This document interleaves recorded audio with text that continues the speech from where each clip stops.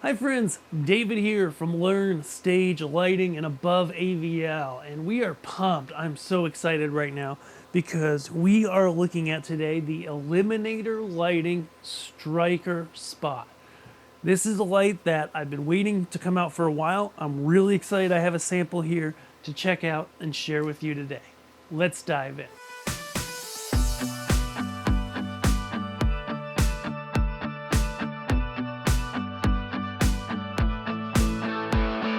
So if you're not familiar, we review lighting here and AV gear.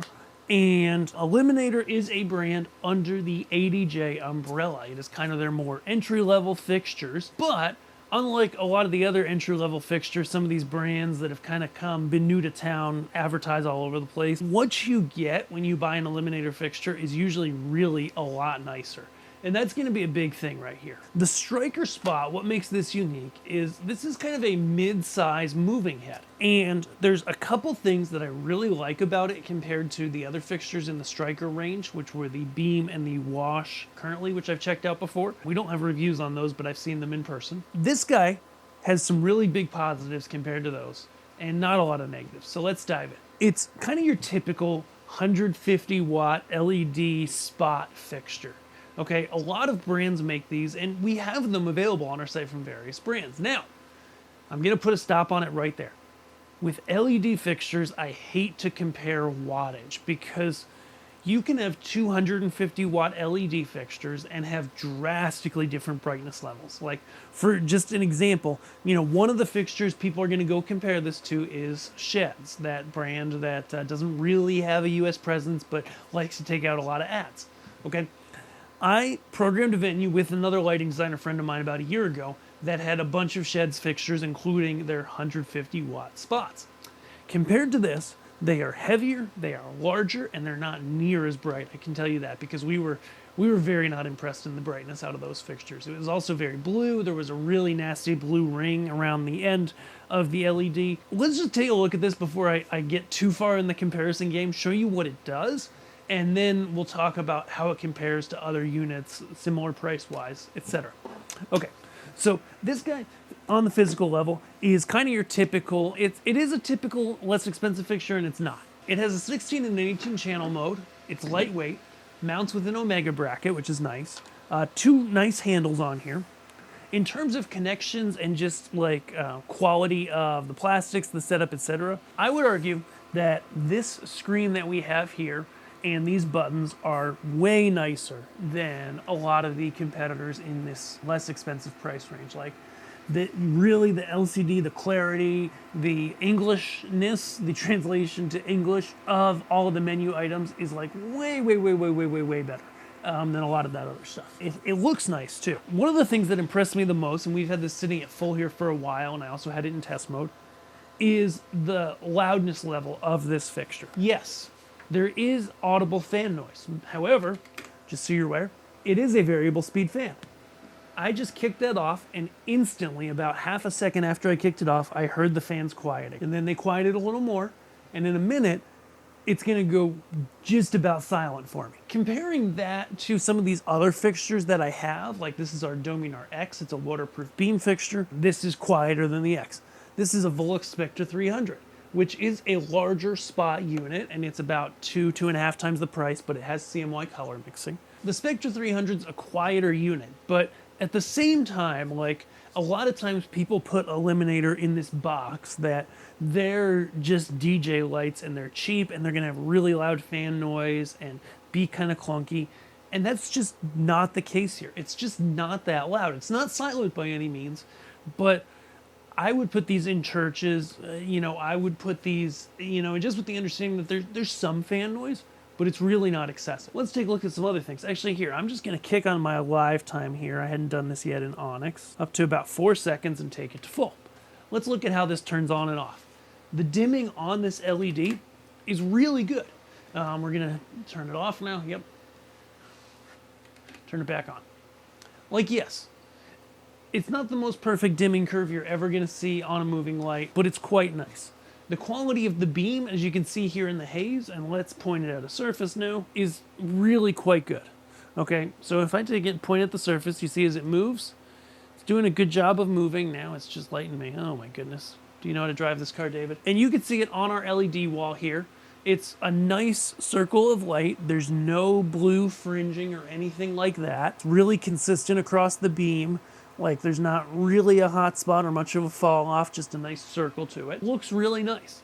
Let's look at what's under the hood, okay? So under the hood, first we've got color. We've got a pretty typical color wheel that does offer split colors as well. So we've got red, we've got orange, blue, amber. They're calling that amber. I would call that yellow. Magenta, light blue, green, and back to white. Okay, it's a really nice set of colors there. Let's park it in yellow for a second. So one of the things you're gonna see with smaller moving heads is, obviously it's color wheel. There's no CMY color mixing. You're not gonna have color mixing ability in a fixture of this price. But when you take a fixture and you don't do color mixing and you keep it with, this technically has zoom, but it has a very narrow zoom range, you end up getting a lot of output. And I think that's something to consider when you look at this here, in that when you get rid of wider zoom ranges, when you get rid of, and it's getting hazy in here, when you get rid of things like CMY color mixing, you do end up getting a lot of light out of it, more so often than something with a wide zoom range. Okay, Gobos, 2 gobo wheels. First wheel, non-rotating gobo wheel. Let's go ahead and focus it. And then in terms of the zoom while we're here, so it does technically offer a zoom, okay? The zoom is technically 9:14. I would say more than a zoom, that's technically more of a secondary focus almost, so that if I'm in a certain spot in the optical system and I need to make something crisp at a certain angle, it basically gives me more range that I can focus. Like, in the haze or in air effects, like the difference between 9 and 14, oops, I gotta turn my live time off, sorry. Like the difference between minimum zoom and full zoom, like in terms of the beam itself, is not gonna be all that dramatic, right? Like 9 degrees to 14 degrees, like you can technically see it. 9 should be a little punchier, but overall, it's not that big of a deal. What it does do, though, is it does give you more focusable distance, right? So I'm just going to pop it all the way wide, for example, and see if we can get into focus, and then we're going to look at all those gobos a little closer. I'm really happy with the gobos in this fixture. I think they give, so yeah, like here, for example, at 14 degrees, at this close, I can't focus, okay? And that's going to be typical, but then if I dial back that zoom a little, I can still focus up close. So more than a zoom, it's more just, it is a zoom, but it gives you more distances that you can do a sharp focus at. Okay, back to gobos. So first wheel, you got this one, looks pretty nice. This one, definitely a good one for the beams through the air for the haze. That one looks good on surfaces. Good. I would say if I'm missing anything in this, I would like more that have darkness in them.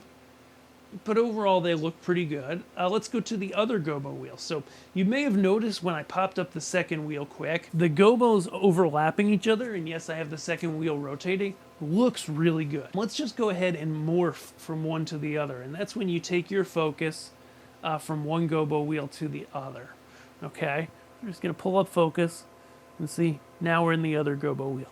I'm gonna tell you right here, right now, like it's a cool party trick as a lighting guy to go ahead and, do that.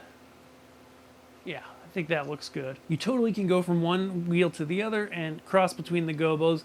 When you layer them, you get some really cool animated effects. I like it. Okay, back to what we were doing, which was looking at gobo wheel 2. So this is obviously the rotating wheel, and let me put it back into focus real quick for you. If we turn it the right way, it comes in focus. Okay. So there's nice sets of gobos on here that look really good. So again, we've got this kind of lines one. This one, okay, this one looks pretty cool. And so this wheel is definitely more for those aerial gobo effects. So I'm just gonna pop through them real quick, show you all of them, And then we're gonna flip the fixture so you actually see it in the haze, because that's where gobos like this really pop, okay? So let's take it in the haze, and I'm gonna even, let's see, if I pop it straight at the camera, you're gonna see a really good effect out of these, right? Yeah. So we'll go back through that real quick, and then we'll go ahead and zoom out. So you can see, I mean, you don't get a massive amount of gobos, but you get enough to get by.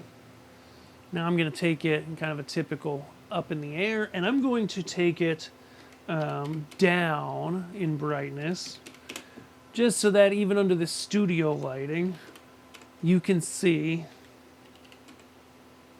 those gobos a little bit better. Not amazing, but not bad.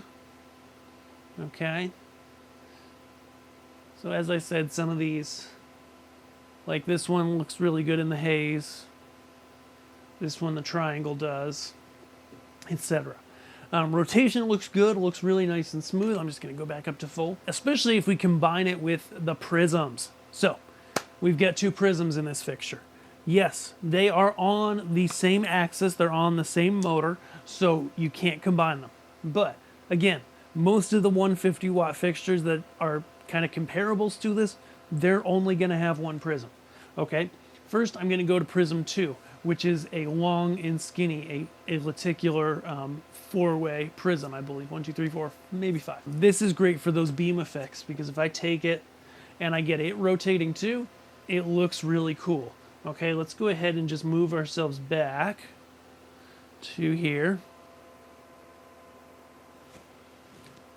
Okay, killer. And so that's what that one looks like on a surface. Usually not the prism you choose when projecting on a surface. However, this other prism is the one you would use projecting on a surface. Switching between prisms is pretty darn slow, but again, look at the price point of this fixture. The price is really ridiculous. So that looks really nice, especially if I choose a gobo that's a little bit better, a little more filled out. You can see it looks really nice on a surface. Maybe I slow it down. That's going to help the look a lot. See, that's where it starts to look really nice. You know, you pop that together, a good old split color, and you know, you get something that starts to look really magical. Let's talk about this real quick. Okay, so before I turn this place completely hazed out, I just did kick it off because it's getting a little thick in here. The Eliminator Stryker Spot, you know, what is it good for? What are the applications? Where does this fixture really shine, pun totally intended? Because we love lighting at Above AVL. This is honestly a fixture with a really solid build. I like that it has power con in and throughs on the back. I like the build quality of the plastics, the size, the weight, all of those really well thought out, nice fixture. In terms of brightness, you know, it really is a nice bright fixture.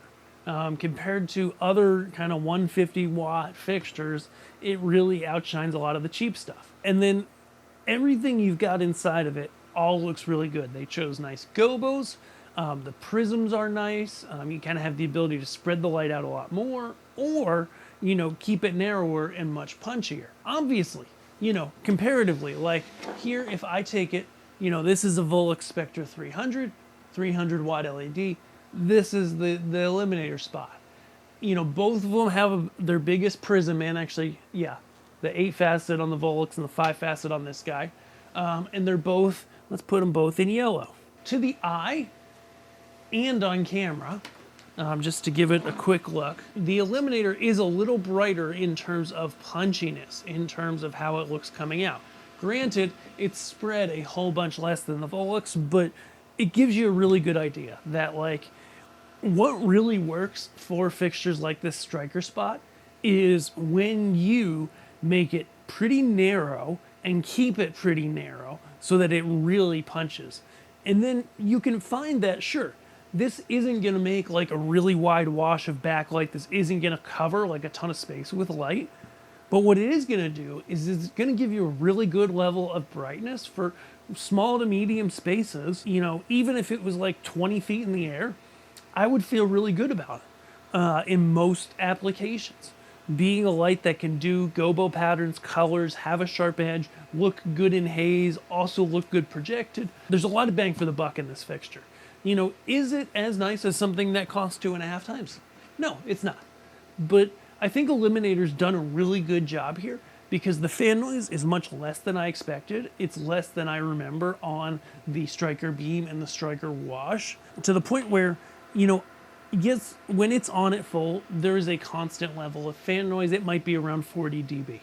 So you wouldn't want to put like 10 of these in a small church. You would definitely notice it. But, you know, in places when you're on a budget for a band, even for a church, DJ use, etc., as long as you watch and don't like do a ton of these, the fan noise is really going to be manageable. And I mean, the price point on these things, like, it's just nuts. You got to check it out at ABOVEAVL.com. Remember, always with us guys, always pop the stuff in your cart, request a quote. We'd love to look at your package. We can look at your space, let you know if it's a really good fit.